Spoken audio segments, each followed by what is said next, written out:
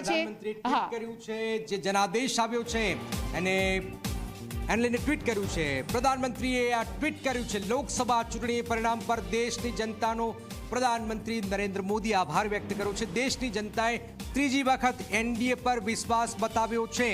ભારતના ઇતિહાસમાં આ અભૂતપૂર્વ પળ છે. આ સ્નેહ અને આશીર્વાદ માટે પરિવારજનોને નમન. આ વાત કરી છે. આપને યાદ અપાઈ દઉં કે ઇતિહાસ તમે જોશો તો મેં પહેલાં પણ કહ્યું હતું કે જવાહરલાલ નહેરુ, પંડિત નહેરુજી 16 વર્ષથી વધુ શાસન દેશમાં કર્યું છે.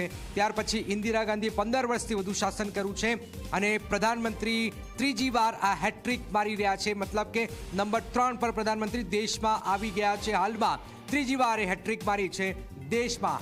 આપ જોઈ રહ્યા છો કે એનડીએની સરકાર બની રહી છે. 293નો આંકડો હાલમાં જે સામે આવી રહ્યો છે. પ્રધાનમંત્રીએ જનતાનો આભાર વ્યક્ત કર્યો છે. ભારતીય જનતા પાર્ટીના એનડીએના નેજા હેઠળવાળી આ સરકાર બનવા જઈ રહી છે. ખૂબ જ કાંટાની ટક્કર બાદ પ્રધાનમંત્રીએ જનતાનો આભાર વ્યક્ત કર્યો છે.